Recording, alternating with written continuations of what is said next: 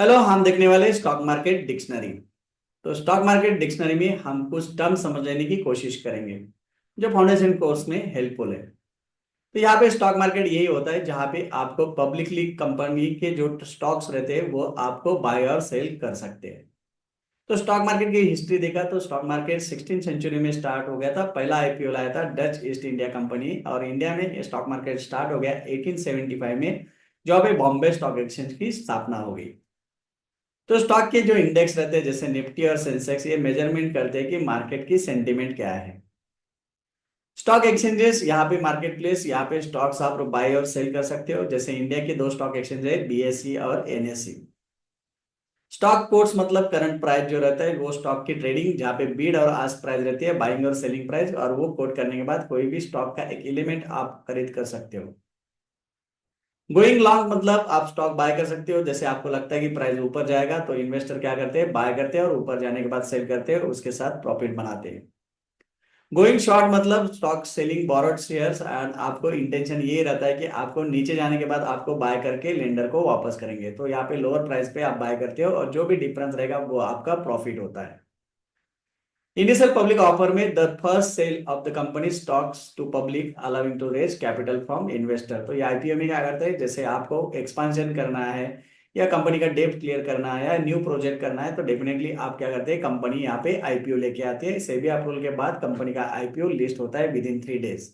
तो अच्छी कंपनी में आप इन्वेस्टमेंट करोगे तो डेफिनेटली आपको प्रॉफिट होता है। इसके लिए हम ग्रे मार्केट का प्रीमियम देखना है और कंपनी का लास्ट 3 मंथ का प्रॉफिट एंड लॉस स्टेटमेंट आपको देखना है। उसके साथ साथ मार्केट कैपिटलेशन होते हैं, तो यहाँ पे आपको कितने आउटस्टैंडिंग शेयर्स है calculated multiply by share share price. तो यहाँ पे टोटल मार्केट कैपिटल रहता है, वहां पे प्रोमोटर प्लस मार्क पब्लिक, ये दोनों के shares into market price equal to market capital total. और जो फ्री फ्लोट मार्केट कैपिटल होता है वो पब्लिक का मार्केट कैपिटल होता है, और जहाँ पे number of shares hold by public into market price. तो यहाँ पे बुल मार्केट में आपने देखा रहेगा, बुल मार्केट में यहाँ पे राइजिंग प्राइसेस होते हैं और इन्वेस्टर को कॉन्फिडेंस आ जाता है। जैसे बुल मार्केट आपने देखा 2014 में, आपके 2024 कोविड तक हमारा बुल मार्केट था, और अभी भी बुल मार्केट में ही हमारा मार्केट है कि market continuously higher high higher low बना के जा रहा है। उसके बाद बियर मार्केट मतलब क्या होता है, falling market prices and investor यहाँ पे डर जाते हैं। जैसे 2008 में या 9 में जो फॉल आया था, लेमन ब्रदर क्राइसिस, वो है बियर मार्केट। और ड्यूरिंग कोविड भी पैंडेमिक में मार्केट 50% करेक्शन हो गया था।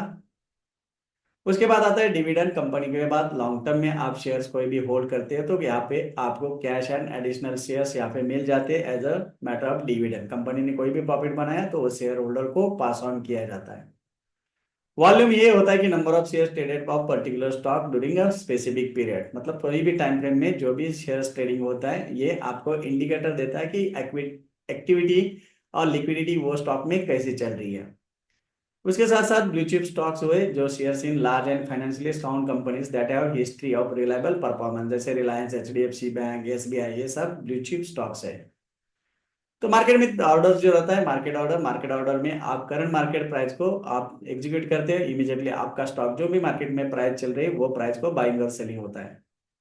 लिमिट ऑर्डर ये होती है कि आपको स्पेसिफिक प्राइस को, स्पेसिफाइड प्राइस को ही बाय करना है या सेल करना है, तो आपको लिमिट ऑर्डर लगाना पड़ता है। और यहाँ पे अलग अलग सेक्टर्स होते हैं। जैसे एनएसए में 14 सेक्टर है और बीएसए में 9 सेक्टर है। तो ये सेक्टर में क्या होता है कि वो पर्टिकुलर कंपनी का बिजनेस, सिमिलर एक्टिविटीज का बिजनेस के अलग अलग सेक्टर होते हैं, जैसे bank sector, IT sector, FMCG sector. तो 14 सेक्टर है जहाँ पे आपको इंडेक्स में निफ्टी में बनाते हैं। उसके बाद स्टॉक होल्डर्स, यहाँ पे इंडिविजुअल जहाँ ओन करता है स्टॉक ऑफ कंपनी एंड उसको ये क्लेम करता है कि कंपनी के एसेट एंड अर्निंग्स।